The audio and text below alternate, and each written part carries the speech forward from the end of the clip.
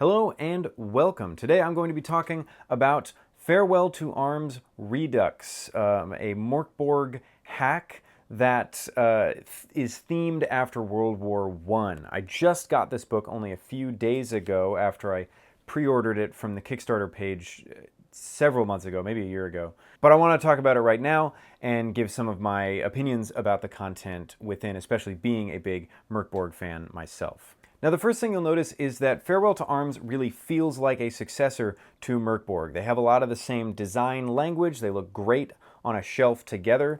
They both utilize a powerful primary color contrasted with a very dark host of other colors. It has a ribbon just like the original Mork Borg, and the design, a lot of it is done, or at least a fair amount of it is done by Johan Nohr, who is the original artist for the Mork Borg book, including this incredible cover here. Huge fan of this. Honestly, and I feel like this is a cliche for RPG people who will just sort of look at the art of something and be like, oh yeah, that's great, I'll throw $60 at it.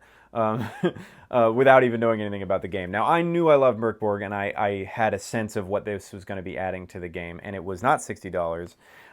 But I think that part of what sold me was this incredible cover, and especially because it is Johan Nohr, it really feels like it's within the same vein. And the interior backs that up as well, even though I believe Nohr's art is somewhat, limited to maybe the cover, the back, and a couple other things throughout the book. The general vibe of Farewell to Arms Redux is very in line with what you would get from Mork Borg.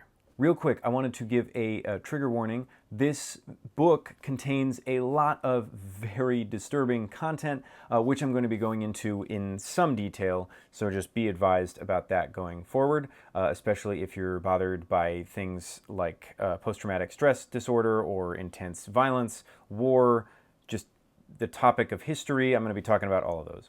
All right, so as I was saying, it's very much in the realm of what Mork Borg has to offer, but if anything, it's actually a little bit more horrifying. And part of that, I think, is the fact that it's based on a real-world event that occurred within the last, actually not within the last 100 years, within the last 20-ish years. Whereas Mork Borg is this sort of grimdark fantasy, which we've come to be familiar with from dark fantasy in the 80s, and even the actual Dark Ages happened hundreds of years ago, so it's a little easier to keep that separated in your mind.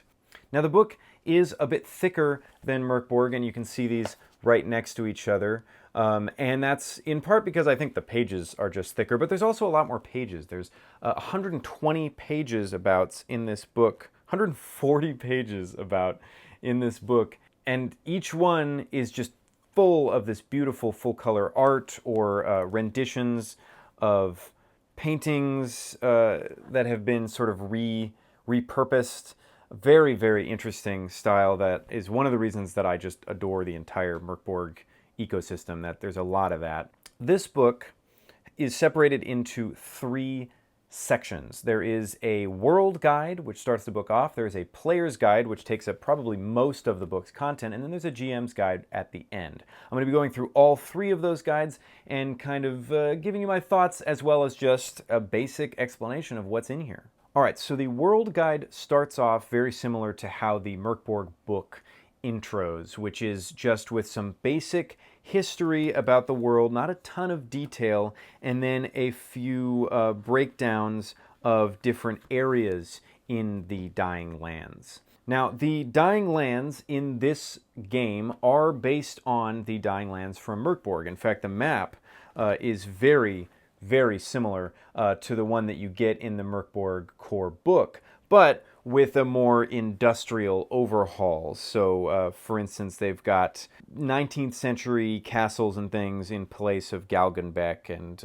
other Schleswig and other parts of the Dying Lands. And the reason for that is because the world of Farewell to Arms was the world of Mork Borg before the discovery of Slagvara, which is this sort of oil-adjacent substance. I sort of think of it as like magical oil. So it's kind of like ash in Pirate Borg, if you're familiar with that. It's this extremely powerful substance that can be used to do a lot of different things, has semi-magical qualities and ultimately just rip the world asunder with its discovery. Now, the content in the World Guide is split into 4 major factions. This helps create that sort of World War I great powers struggling with each other vibe that the game has. Each faction is sort of represented by a location and usually by a leader. So, for example, the zone that Galgenbeck is in, the River Crest, is ruled by Yosilfa, who is this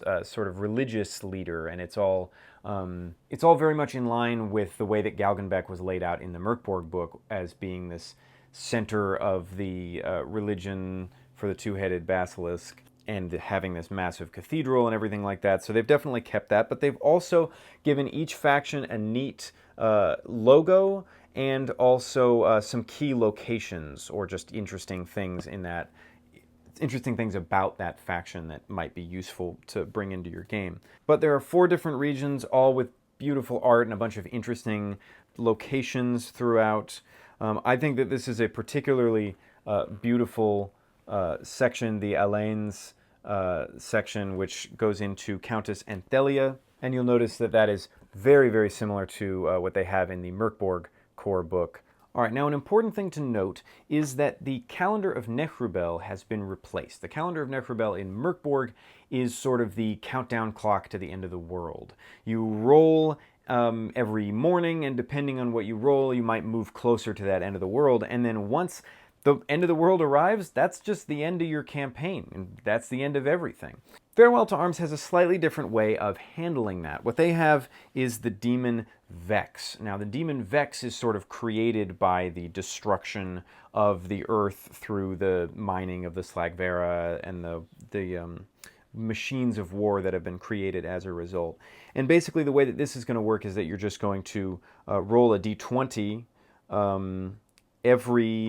at the end of every mission, and you will subtract however much slag or slagvara you have expended, and slag can be expended as a resource. So the more slag you expend, which will give you benefits in the game, the more likely it is that you roll a 1, and if you roll a 1, then Vex shows up and he just wipes everything out. Now, it's a little unclear whether or not Vex is destroying the whole world when he does this. Sorry, when they do this. They're very clear that the way that, like, the two-headed basilisks use he and she for their various, religious names, Vex uses they. For example, one of the ways that you can be destroyed in this world is if you roll that 1 and Vex shows up, then you have to roll a d12 and you can select anything from this, the last thing that your squad will ever see table. I assume that means that he's destroyed the world, but I'm not entirely sure, and I think that might be a little bit up to the game masters, whatever they want to do. If they'd like to keep the world that they've established going, they can just have Vex destroy whatever portion of the world their party's squad was in, and then they can bring someone else back in a different area, or they can just end it the way that Mork Borg does, and then start over anew. Now, my thoughts about the World Guide altogether: I love the design and the faction-specific art. I think that's a really cool thing, and I'm just kind of a sucker for factions. I really like that this is set in the Mork Borg world, which lends itself so well to the genre, because the Mork Borg world is just so perfectly tailored for this rule set, and I think that trying to come up with a whole new world with completely unfamiliar regions, it's okay, but you're making it harder on the GM than you have to, because sort of the whole point of these board games is that the prep time is fairly small. Now let's talk about the player guide. Like I said earlier, this is the vast majority of the book. The character creation is laid out much better in here than it is in Mork Borg, certainly more logically, and I think a lot of that owes to the fact that they just assume that you're going to be using classes. Mork Borg has classes as like an optional rule, and so they put them all at the back of the book, and then you're like, well, what do I roll if I'm this class? Because then it's different at the beginning of the book and at the end. This one just straight up gives you all your classes right at the beginning. There are 12 of them. And each one has a unique thing about them, both a flavor text and then some sort of magic or an item or a class ability. For instance, the Homesick Rifleman You roll to determine, before you left your family, they told you, and then there's a D6 table that you can roll to figure out what it is, and they're all pretty depressing.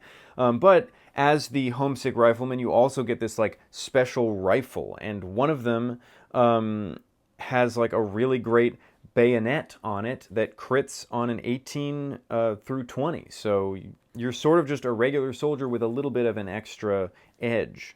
And then, of course, the last thing for the homesick rifleman is the what did you bring with you D4 table, and that includes some poetry, a stopwatch, letters from home, things like that, all extremely depressing if you read them. Once you have selected or randomly rolled your class, you are going to pick your battle scar and your vice. Now, these are also just sort of flavor things, although the battle scars I probably have some impact on the way that you're going to play the game. It's not much of it's not really written in the rules, but you're going to want to think about if you're missing a leg or something like that, what kind of effect that is going to have on your character. Then you roll your stats. So similar to Mork Borg, you've got agility, presence, toughness, and strength. Very straightforward, and it's pretty clear what each of these stats are used for as well. In Mork Borg, the level up mechanic is called getting better. In this game, it is called promotion.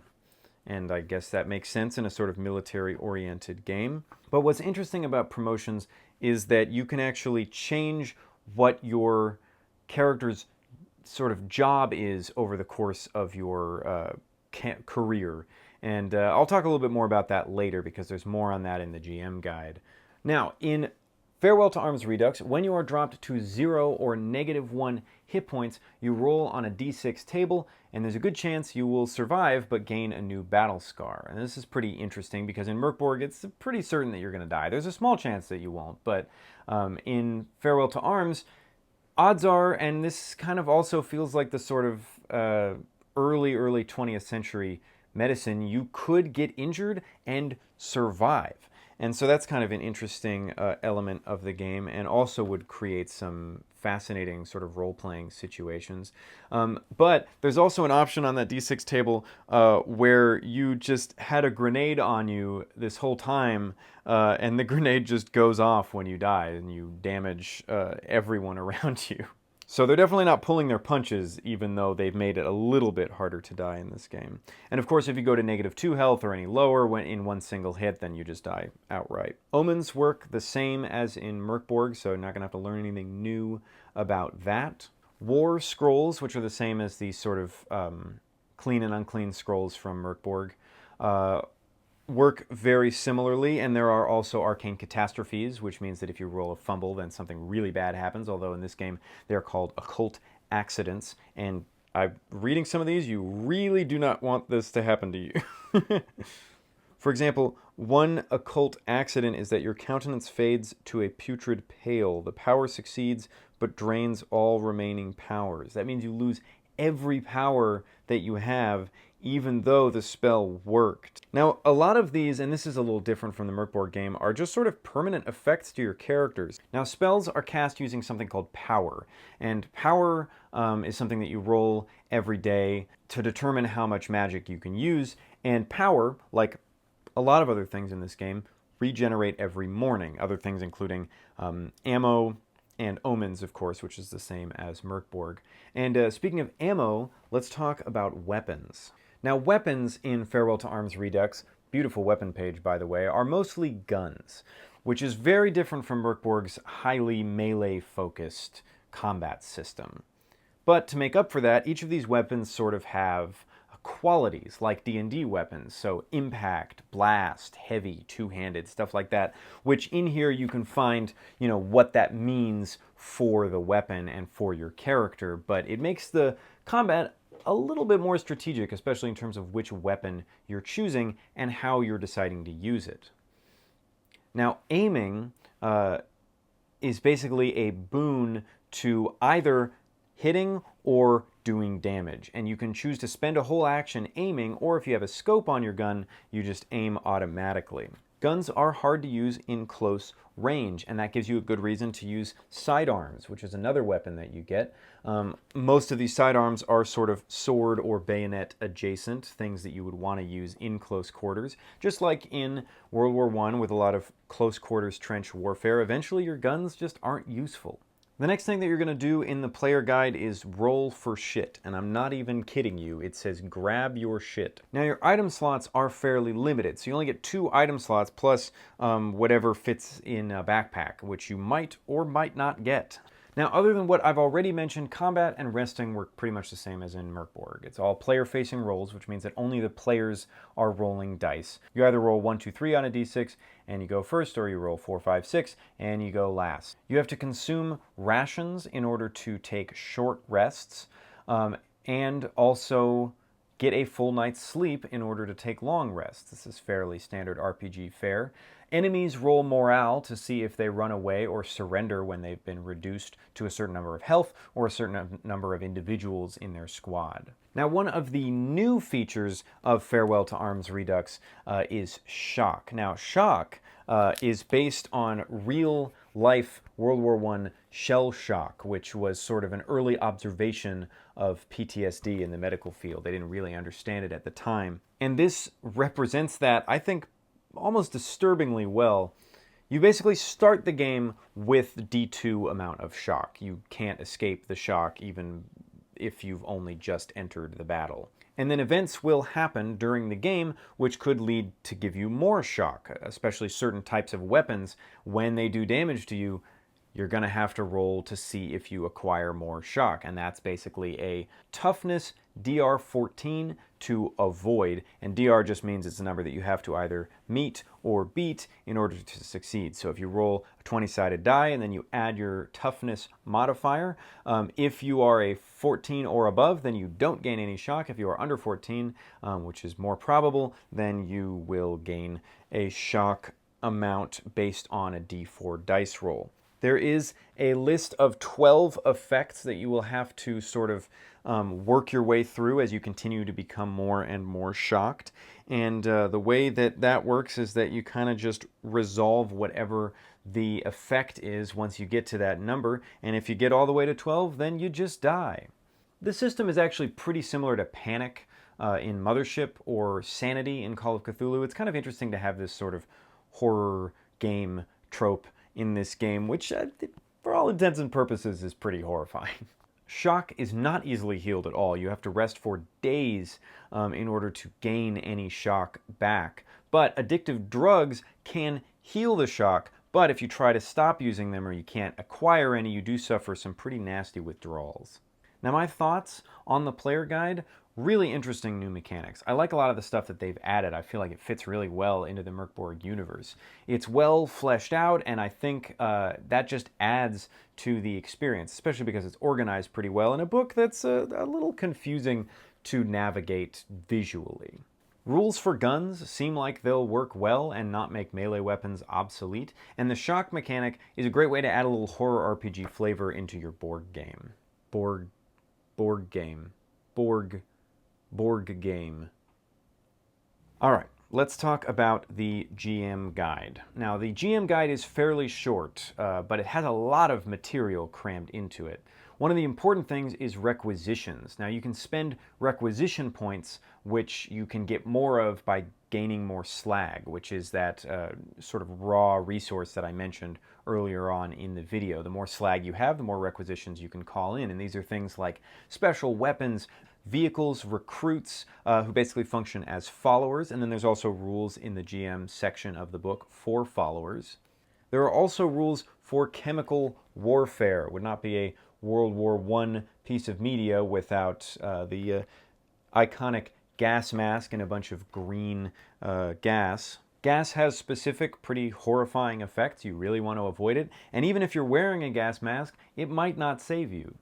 Now, the GM guide introduces 3 phases of play, which you're supposed to use theoretically when you play Farewell to Arms Redux with your party. Now, they even mentioned at the beginning of the book you're welcome to throw out any rules you want, but I feel like this is the newest thing that they've included, so I want to make sure I cover it in full, and then I'll tell you my thoughts about it afterward. So the three phases are the diplomacy phase, the warlord phase, and the squad phase. Now, the squad phase is pretty much just what we've been talking about with building grunt characters. The whole player section covers the squad phase. So I'm mostly going to talk about the diplomacy phase and the warlord phase. The diplomacy phase allows players as diplomats to negotiate with diplomats from rival factions.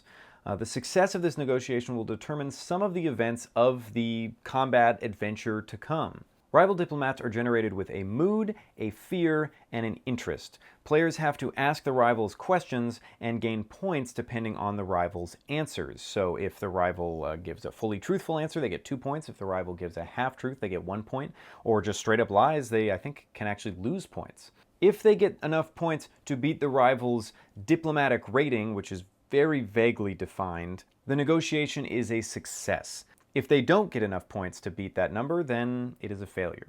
Later on during the squad phase, there's supposed to be a twist, and whether that twist is good or bad is determined by the events in this diplomacy phase. Now, the warlord phase is sort of the planning phase, but the warlords also have some involvement in the squad phase. But we'll start just talking about the beginning of the warlord phase, which is where your players start to roleplay as warlords, who are basically high-level military commanders planning the attack that they're going to participate in as grunts later on in the game. Now, each warlord has a warlord order, which is basically a power that can be used once during the scenario to turn the tides of battle. One player is chosen as the supreme warlord, although there aren't any suggestions in the book as to how you're supposed to choose them for that. And only the Supreme Warlord gets to use their order during this upcoming fight.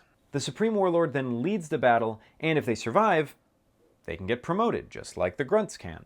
Now we're going to talk a little bit more about promotions, which I mentioned a little bit earlier in the video. Now, grunts can be promoted to warlords if they are basically level up twice. So the first time you're promoted as a grunt, you just get slightly better or potentially worse, but then the next time you're promoted, you become a warlord and you start to participate in those warlord meetings.